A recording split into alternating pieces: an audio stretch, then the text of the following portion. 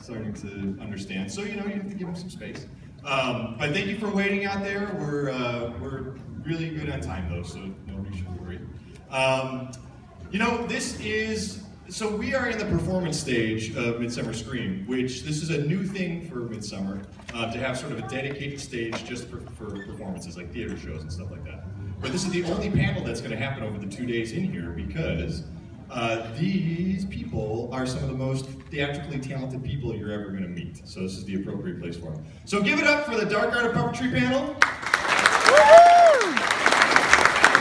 And I'm going to quickly introduce everyone, and then each panelist is going to have about 3 to 5 minutes to talk about themselves, show some of their work, and then we're just going to get into a little bit of a discussion. You guys good with that? How many of you out there, by the way, are puppeteers? All right. How many of you out there own a puppet? All right, that's good. All right, well, good. We're kind of, that's maybe 10%. All right. All right, so let me introduce, give it up for Alex Evans of the Bob Baker Marionettes. Terry Hardin, Waltz the Imagineer, Henson Puppeteer. Eli Presser, amazing street puppeteer and puppeteer on film. He's going to show you some your stuff, Eli. And Sean Kowalski, Artistic Director of Rogue Machine Theater Company, one of the most, what? Oh, Rogue Artist, sorry. Oh, that was a bad. Does anybody know the difference? Thank God. Thank you. One does puppets, one does not. Yes. Oh, Right. I love that. The Rogue Artist Ensemble, Sean Kowalski, everyone. All right. I'm already fired from this job. All right, so let's start with Eli, talking a little bit about what you do and maybe showing us some of your work. Should we start with the showing the tank? Let's do that. So this is going to be from a puppet film that I worked on last year called Villain Calder's End. It's a follow up to another one narrated by Victor Carlock by great director Kevin Strickland for some puppets. These are.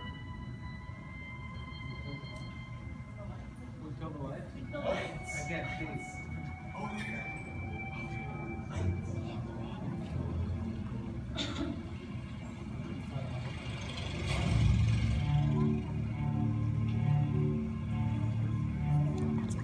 The 3 sliders down.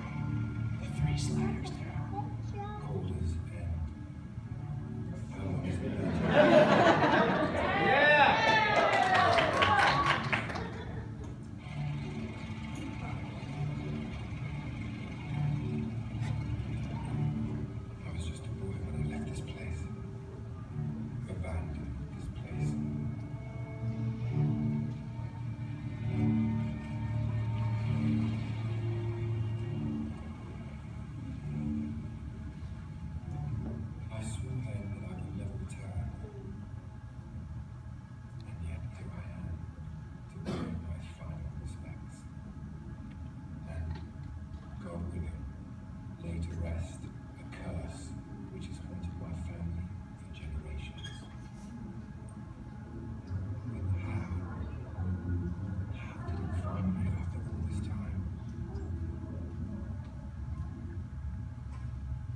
It was 3 days ago that the stranger appeared at my doorstep.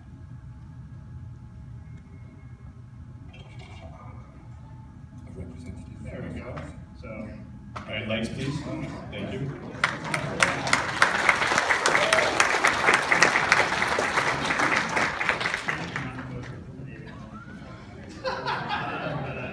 Sorry, I guess I should use this. Yeah, I've been a puppeteer since 1996. I started in high school, was taken under wing by a theater company in Chicago called Red Room Theaters, and then studied under various puppeteers from that point on. Eventually, I flew out here to go to Cal Arts, where they just started a new puppetry program, and I went that way. Since then, I work in film, commercial. I've done a lot of music video work over the years, and theater around here and outside of the country. Worked with a puppeteer named Basil Twist, a sort of avant-garde puppet company out of cell ritual, and then throughout all of that, my main, I guess, focus has really been street performance, which I do around Los Angeles when I can. That's most everything wrapped up. All right, thanks, Eli. Awesome. All right, next, Sean, you want to illuminate us? Sure. Let's see if this will work. Great. So I'm the artistic director for a company in Los Angeles called Rogue Artists Ensemble. In addition to being the artistic director for Rogue, I'm also a freelance puppet and video designer, and I work mainly in theater and opera. So I make very small things and very large things, including things like 12-foot tall Abraham Lincoln puppets.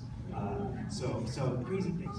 With Rogue, we're a company in LA that's a little unusual. We're really we're the only company, I think, in Los Angeles that does these large-scale, immersive experiences for audiences that include puppetry, mask, and media elements for adult audiences. So we like using puppetry to frankly scare you and to transport you to worlds that are unusual and surreal.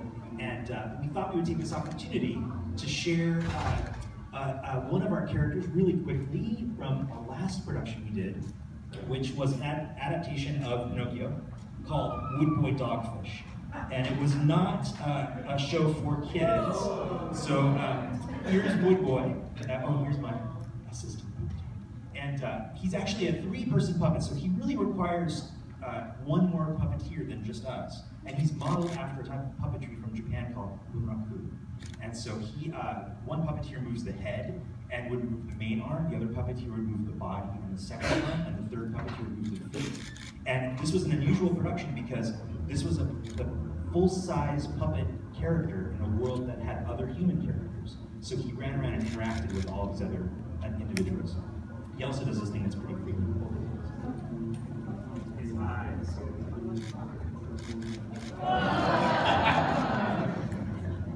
Woodboy.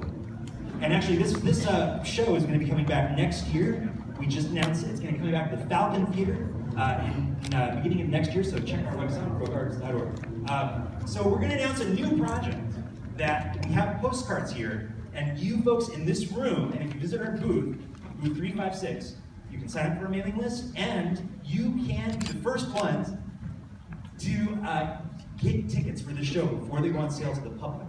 The show is called Kaidan Project, Walls Grow Thin.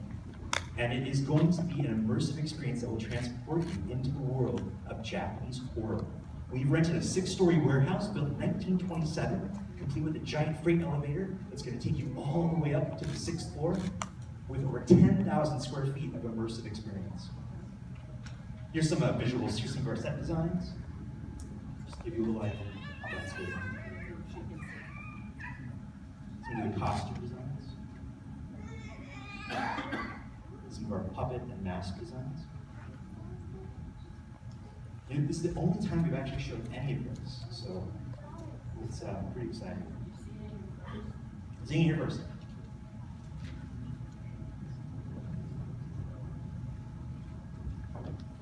And in this experience, you're going to actually find yourself in the middle of 5 different stories, as well as help someone that is trapped inside this building.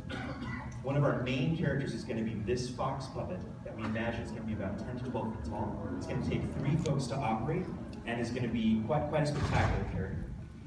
We also have, as a very special surprise, we're going to premiere also our first teaser trailer for this project. So let's kill the lights, and It's an afternoon of firsts, everyone.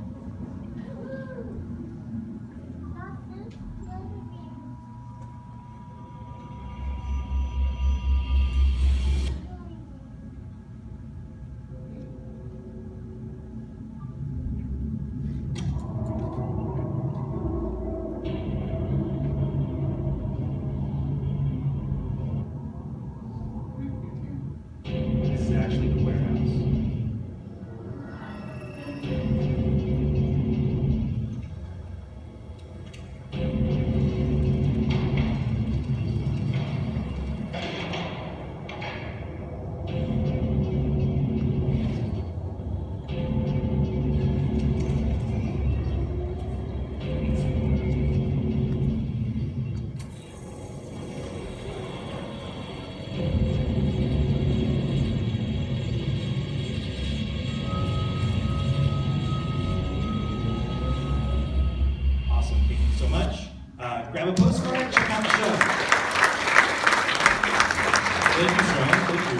definitely go down to the booth because you guys can purchase tickets now. Next, I'd like to introduce, going from inside out, is Terry Martin. Hi, everyone. You guys up here noticed I make a better wall than I do a window, don't I? So I stick away for y'all. I don't have any video. I'll tell you what I did. Ghostbusters. Any of you seen that? Ghostbusters. I've been with Jim Henson. Well, I met him in '82, probably before a lot of you were born. And I've been with him ever since. Even after he died, I did a little show called Dinosaurs, the TV show. The show got canceled, rightfully so. It was not really the best depiction of the Muppets, I would say, right? But I did that, and then I'm a Disney Imagineer in that since I was about 20 years old. I'm now 60.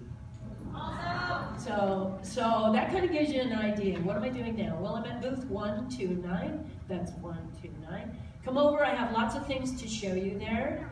I have a photo of me with the Ghostbusters stuff, so if you guys want to get that, you're not obligated to do that. You can step up to my booth and not buy anything. It's fine. But if you have any questions, think about them, because Ben has told us that we're going to be able to, at the end, kind of talk to you and speak to you. So if you have any questions for any of us, then please let us know. Thank you, Terry.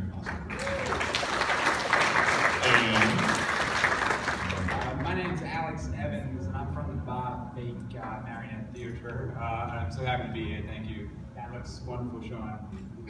I've seen the movie. Eli acts wonderful too. And Bob Baker's awesome too. But if you guys haven't been to the Bob Baker Marionette Theater, it was started by Bob Baker when he was about 8 years old. He saw a puppet show, and then essentially spent the next 90 years kind of making this wonderful enchanting place in downtown LA. I'm honored to be a part of it now. I'm the executive director. There's a whole team of wonderful people kind of continuing the legacy of this vision of Bob as a little boy, like we kind of made and kind of keep it going. We do shows every weekend. There's a show just finished right now. The circus, this Halloween Spectacular is coming. I don't have any videos, but at the end of this, we have a full puppet show for you guys. But yeah. So check it out. Cool. Any of you guys been to Bob Baker Marionette Theater? Yeah, it's been there for 67 years. It's the best. It's the best. All right, well now it's the moderated portion of it. Thank you very much. And I have some questions in there. But really, the first question is, I'm going to go off script already. It's just, why puppets? Really, I mean, I'm a theater guy. I like being in front of people. I chose not to be behind a puppet or have a puppet speak through a puppet. So why did you choose? Is this an ego thing? For me, it is. Yeah. So, but kind of give us a little insight of when did you fall in love with puppets and why did you decide to go there? Me first? Yeah. I was bullied in school because I looked like everybody else. No, that's not true. And I saw Sherry Lewis when I was 6 years old, and I made a lamb chop, and lamb chop counseled me when I was being bullied. And today I teach people to build a buddy, so that if you're being bullied and you can't talk to your parents, you got a little buddy to sit with and tell them your troubles and get through the rough stuff. I am mixed races, so I'm half black. My hair stuck out in every direction, and when I was in the 2nd grade, my teacher called me Black Sambo. Would not address me by my name, and I came home and told my parents because I just didn't get it. See, my parents didn't teach me about color, so I was completely confused. And I just thought she had name image. The name is Terry. The name is Terry. Black Sambo, the name is Terry. So I didn't get it. And then later on, there were kids set my hair on fire in the 8th grade. So I've had these don't worry, I had people with really fast hands, put it out. But, and then I went after him. But anyway, that first puppet led me to believe that a lot of people didn't like the way I looked here as an actress. And I knew with a puppet it didn't matter what I looked like, whether it was good, bad, and different. It also didn't matter that I do famous movies like Ghostbusters and people don't know unless I tell them. I also, if you live in California, do the Foster Farms chicken. I've been the passenger for over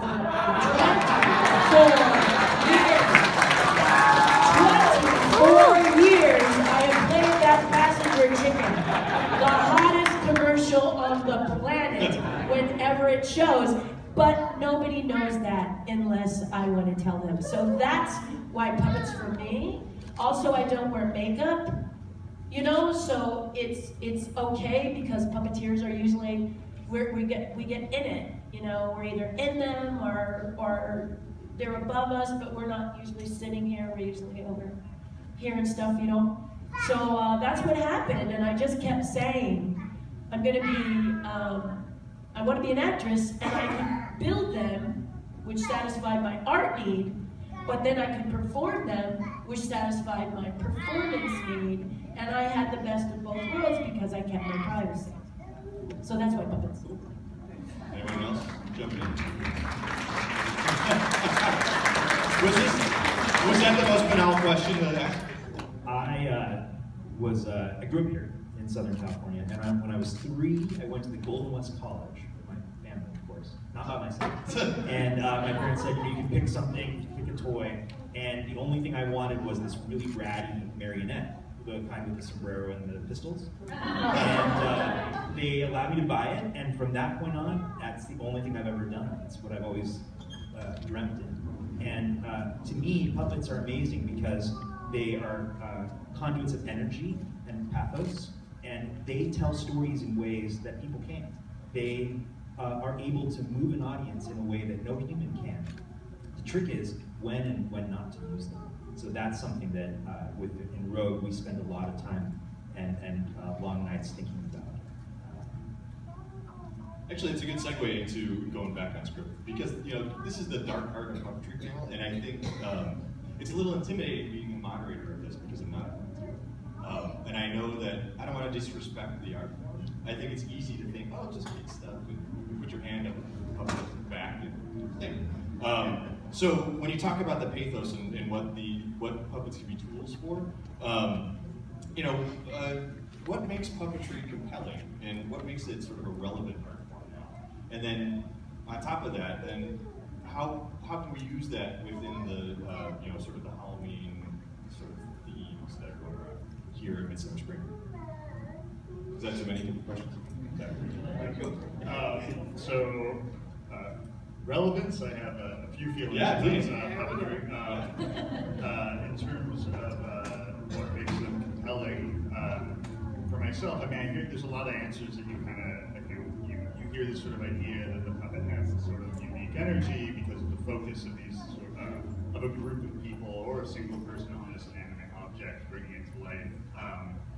Although, I mean, for me, I think if I were to break it down in terms of what I think makes puppetry, sort of what I think makes it different from other art forms is that in terms of performance, when you're talking about a live performer, you're talking about, like, if we're just going to take humans and we're not going to talk about sort of making objects moving through space, which is also something, but with like the living, we are these incredibly complex machines that are capable of doing a lot of different things at the same time, expressing our emotions, the way we interact with the world in a wide variety of ways. There's a lot of detail just in the face, all the gestures that the person does with their hands, all the unconscious ways that we react to something, whether we're performing or not. And puppetry, no matter how good you are as a puppeteer, no matter how excellent the puppet is, puppets are not good at that. Like if you just look at that, what they are, they present a challenge to creating an emotional connection between audience and member, I think. Innately, right? They're never going to be as good as a human at expressing an idea, I think. But what that means is then you working against that, you're put in a position where you really have to look at what are the core elements of expressing an idea. Like what does it look like for two people to be in love? How do we express that through emotion? Is it, do you go with the obvious choices of how you do that, right? You have a couple kissing, if they love each other. You have two people hitting each other if they hate each other, on and on.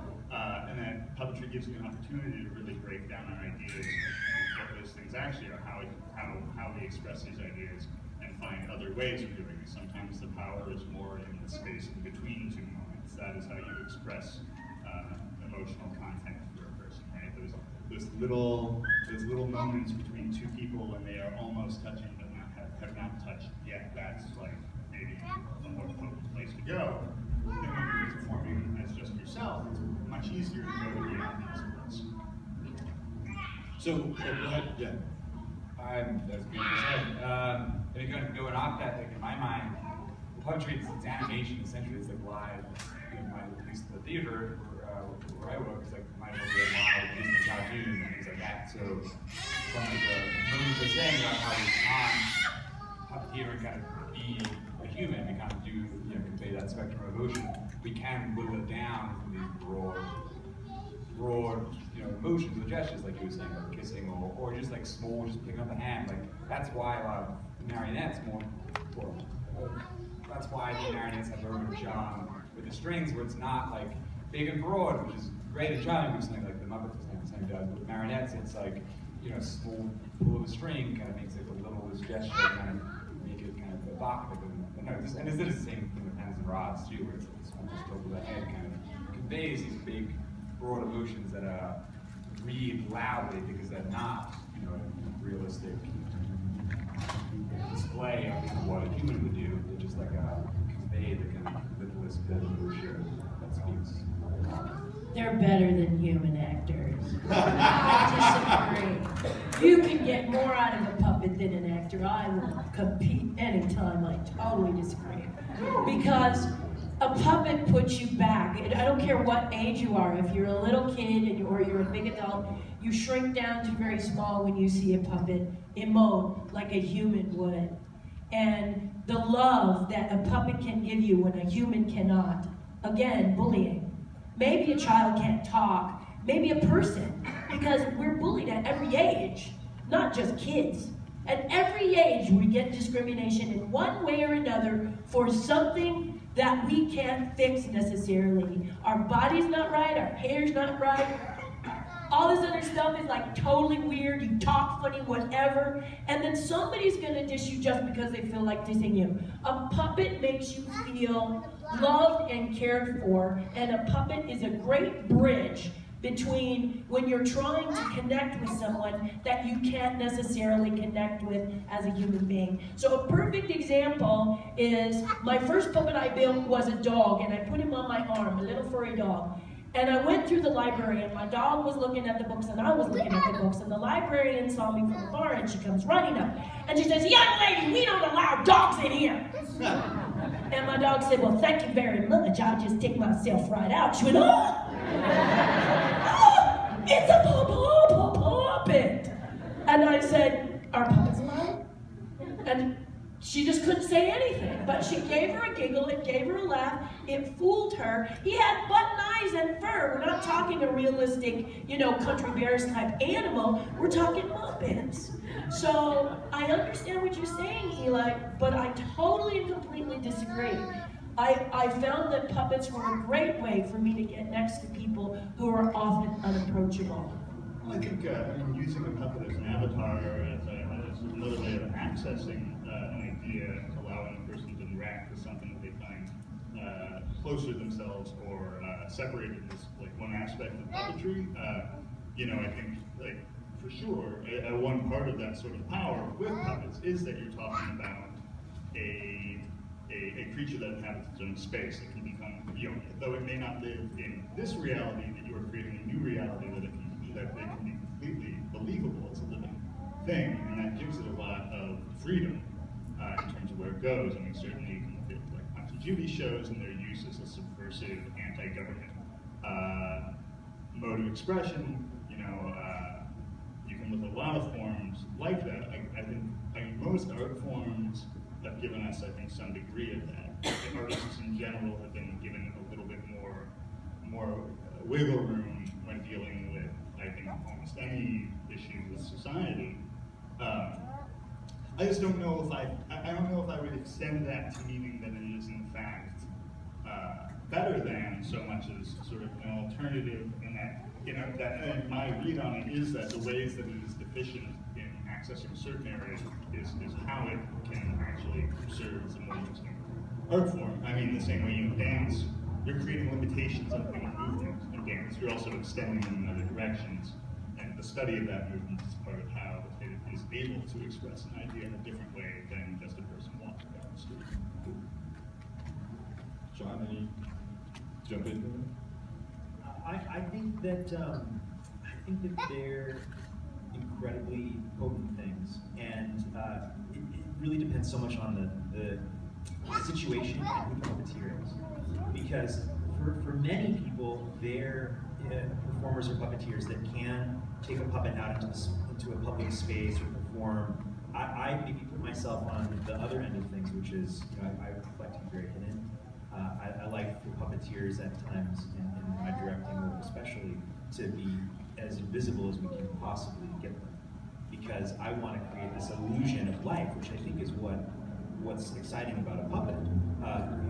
To me, the way a puppet is most interesting is if it somehow taps into something extraordinary and is doing something or experiencing something that maybe we couldn't in the way that it can. And that can be something very simple. I once saw a puppet piece where a puppet was just threading a needle, and there was something so exquisite about that because they were able to distill that action into whatever its essence was, that it was this just very moving experience. And so it can be done. Yeah, one of the issues I think with the puppetry community is that there's a bajillion different entry points, and there's so many different rights and wrongs, and actually everyone's right and everyone's wrong. So it's hard to talk about. So I had a follow-up but now you just said something that makes me. I'm gonna go back to it. So at the end of this, I want to ask you guys, because you just said there are 1,000 different entry points. All of them are right and all of them are wrong. I do want you guys to give some advice about how to enter this, but not at this point. So all of you have talked about sort of creating a space and creating life from an inanimate object, and about being intentional about action, and there's a lot of beauty in that, if I'm reading this correctly. So let's bring it around to sort of the darker emotions, or this is a Halloween convention, right? So could you talk a little bit about that, about eliciting those sort of, I don't want to say fear emotions, but things in that sort of category. How do you do that with puppets? Or what do you, besides just making it look scary, like what do you keep in mind when you're trying to do that sort of work? Well, I know, like, at the theater, I kind of hate spots of this. We get What I'm saying? No. All the time, people walk in the door, look at a puppet, and say, "Oh, it's creepy, it's scary, it's spooky." Like everyone who looks at a puppet, at least in my experience with like families walking to the theater, like, "Oh, it's creepy and scary," and it's like, it's easy. I mean, we wanted a puppet is something inanimate, which is spooky. It's like that's why zombies are about Halloween, why things like that. It's like something that's you're giving it life that doesn't normally have life. But like, I could bring out a bunch of Bob's Clown puppets, play some like weird music, and then people will be freaked out by it. Like that's not artistry or anything like that. I mean, there's definitely ways to do that in kind of interesting, artistic ways, but I think innately with puppets and the element of animate and inanimate, it kind of goes with the flow of things. At least I see my job at the Bakers, like at the end of the show, nobody's looking at the puppet being like, that's a creepy puppet. It's like more like, oh, that's a beautiful puppet that did this beautiful, spooky, in a good way, performance. So you transform them from being spooked out by the puppet at the beginning of the show, and at the end they look at it in a different way. Yes. Yeah, cool. Anybody else with how to elicit these sort of emotions, or this is a little bit of a how-to question. I don't mean it to be that way, but I think there may be some people in the audience who are here. Well, it's a little different in the film industry because you need to be a team. No, most of the time when you're doing, for example, Ghostbusters, the temple dog, of which I played, that Sigourney Weaver turns into. So when the refrigerator opens, it's the one that says Zool, and it's the one that when she's grabbed in the chair, that she goes sliding towards. That's my dog. And then the librarian ghost, both very scary creatures. But the way we keep them scary is that it's teamwork, and that's what I think puppetry really is, especially in animatronic and film work, is that we're together making it work. And it's the precision, the professionalism and the precision of your experience, knowing when you have people, let's take the dog for resistance, where you have someone on the toes and someone on the face, someone on the neck and someone on the feet, that if they're all moving at the same time having a seizure, it just doesn't work. So you have to know as a puppeteer what your role is in the whole character to make him creepy, but also it's also very nice to have a little comedy like Slimer. So Slimer was a guy in the upper body that's a suit performer.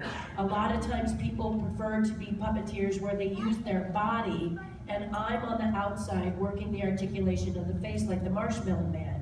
So some people have a scary, but you also pepper it with some comedy so that people don't pass out.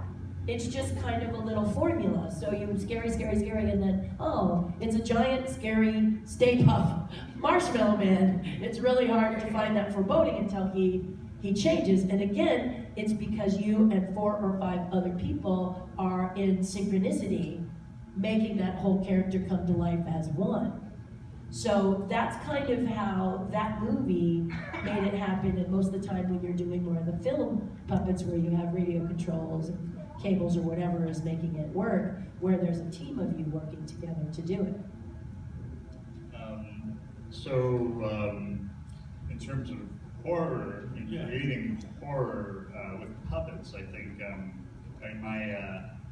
for myself, what I have always found to be most terrifying is, there's this moment when you're thinking about sort of eerie, supernatural topics. Maybe it's the location you're in, whatever. There's like a certain point when you start thinking more and more about it, and everything becomes a little bit more supernatural, more charged.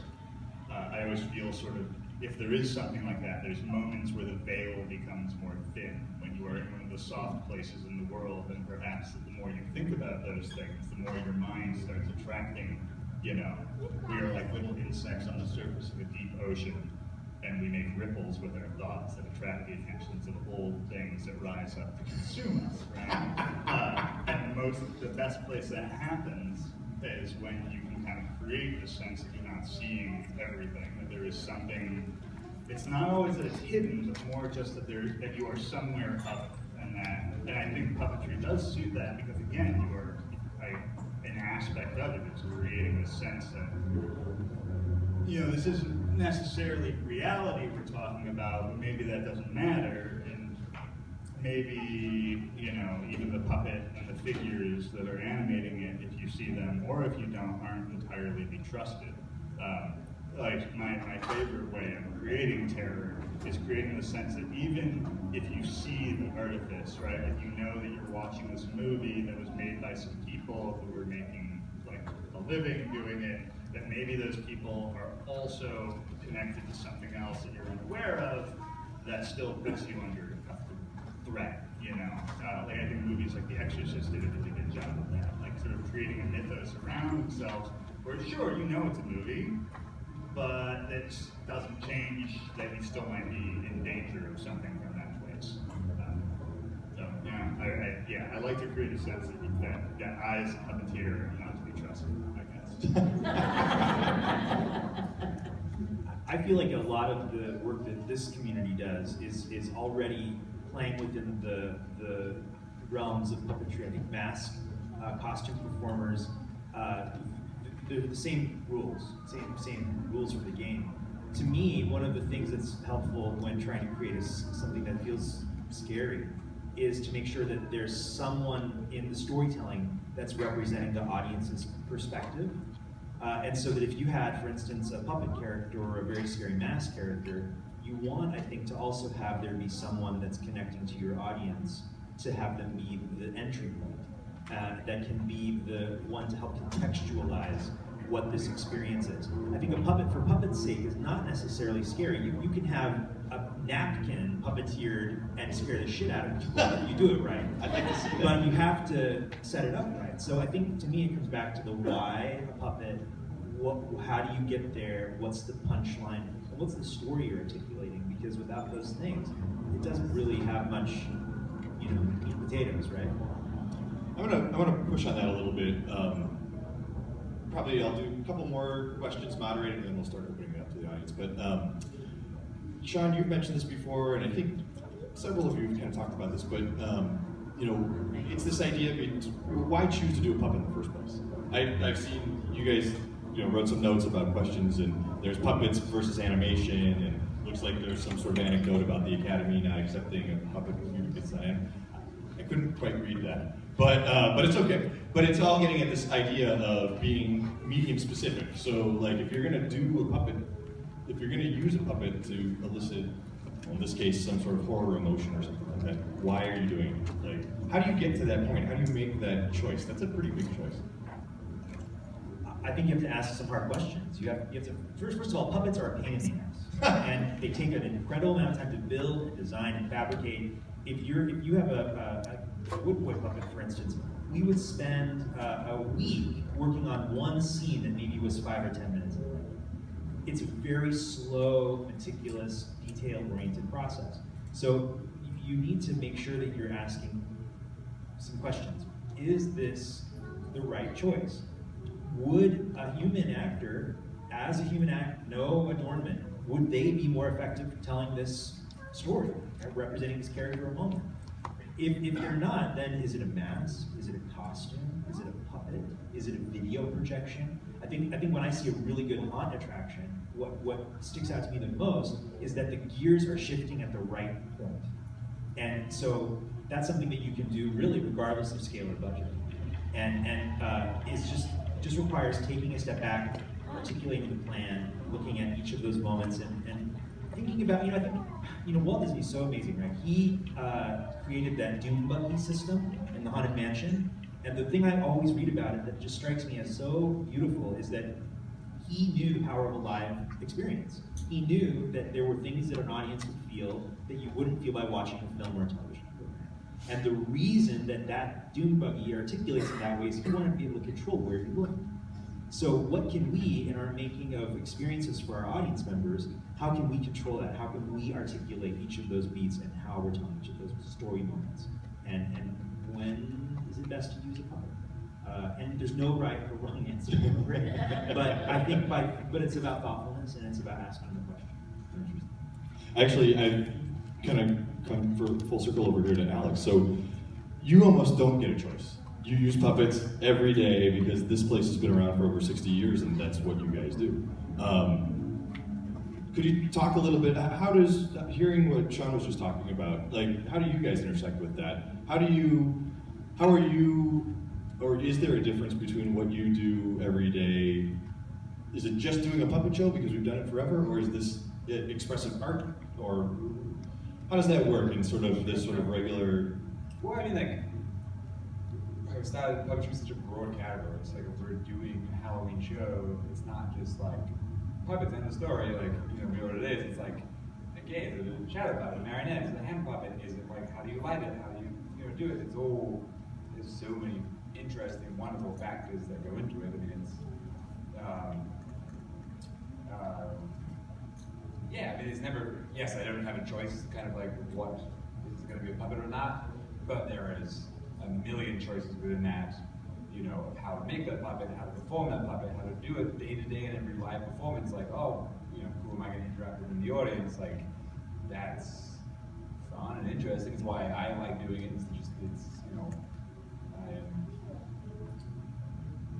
That's why you're great at your job. That's great. And all right. also on the board, the chairman on the board, so he has to do this.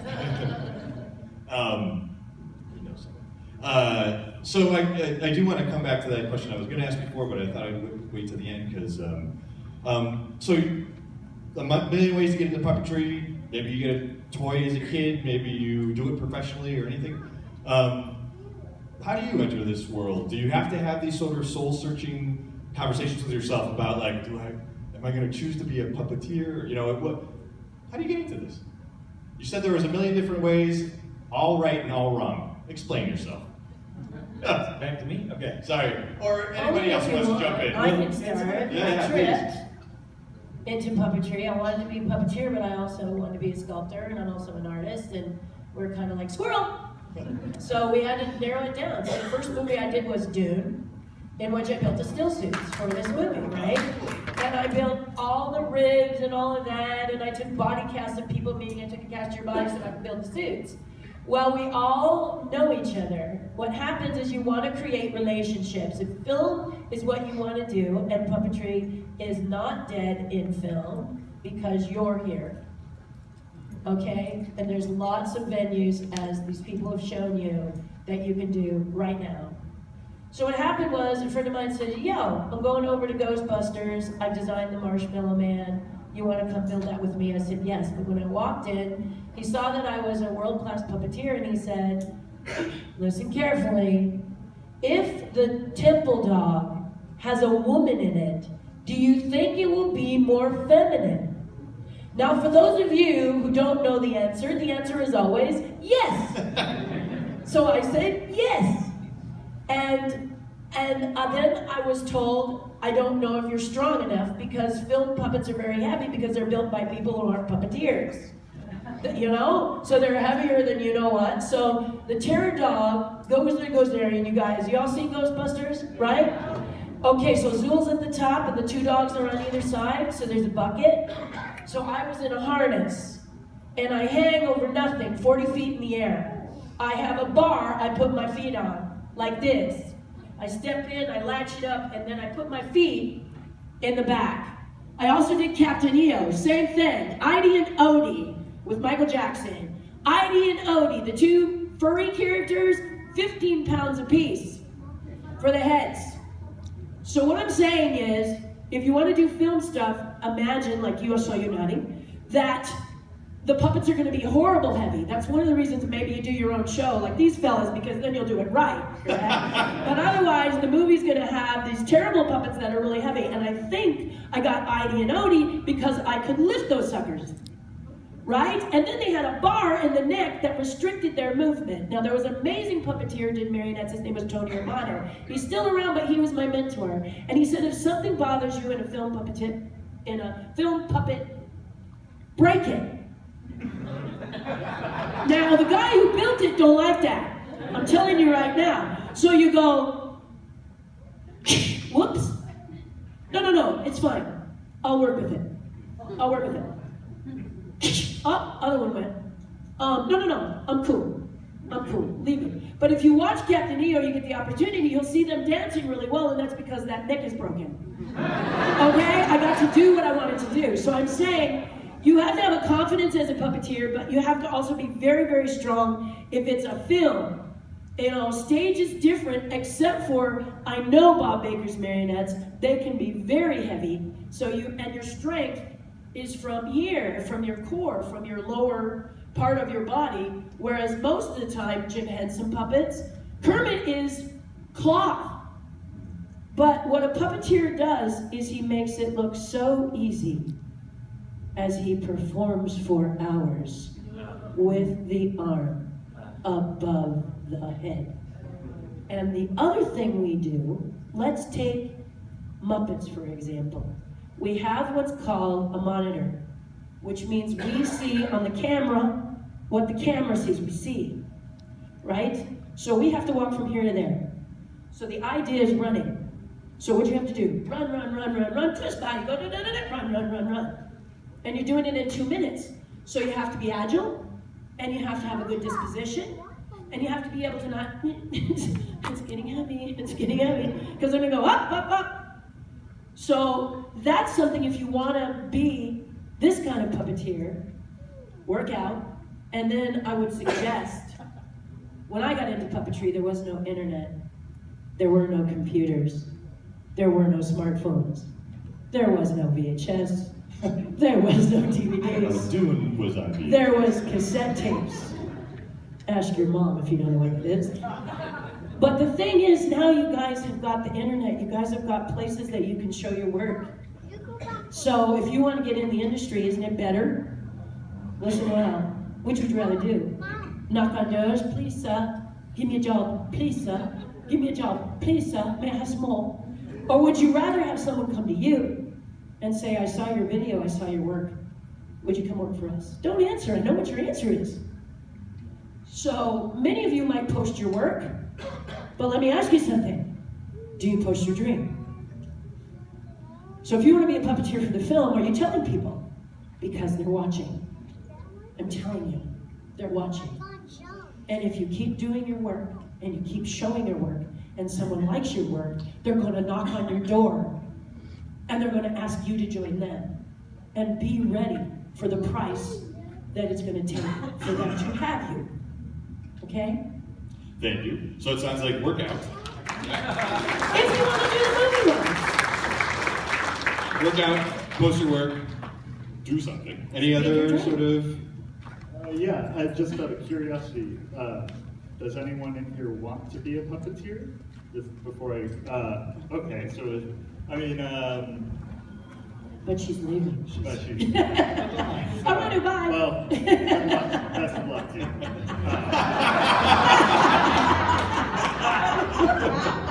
Condolences. I mean, if one were to be looking at getting into film puppetry, particularly, I think theater, there's some different things going on. But I think there are, I have unpopular opinions about what I think the state of puppetry is in terms of film, but I do think overall the real question would be, I think there's a lot of unique challenges to using puppetry on film, especially when it comes to competing with CGI, etc. You're talking about a form of animation which comes out of puppetry that was born of film, right? Like CGI and frame by frame animation. You're talking about ideas that came from puppetry being brought into a new media at a time that only exist in film, so it's going to be hard to compete with that. But that there are a lot of challenges and a lot of questions about how exactly, like, what is it about watching anything on film that makes it important, that makes it capable to connect with that character. I think a lot of those issues have not all been solved. And if I were a young puppeteer attempting to be in this industry, I would be looking at what those challenges are and how I might solve them. That's great, yeah. Really quickly, there is a Los Angeles Guild of Puppetry. It's one of the largest guilds in the country. There's also a national service organization, Puppeteers of America. Both websites have a lot of information. If you're looking for live performance especially. There's also a theater in Los Angeles in Chinatown, I know, perform there, Automata. It's a great space to do exquisite puppet theater. And you can follow these folks and get information. I also think if you're looking on the internet, you find an LA-based puppeteer or puppeteer anywhere, and you're interested in learning more, message them, because that person probably needs help, and they would really probably be appreciated, hearing from them. Yeah, just reaching out I think is a huge thing. Yeah, please reach out. I need help. There you go. All right, so I can't believe this has gone so fast because, Eli, you were just bringing up a whole other line of questions about why choose puppetry as far as CGI. I know that's something that in the haunt community can be a thing because you've got a lot more projection coming out now, so that why don't you just put a screen up and scare people out of it? But I want to leave some time for at least 2 questions from the audience. And then we have a performance by the Bob Baker Marionettes. So, anybody want to ask a question?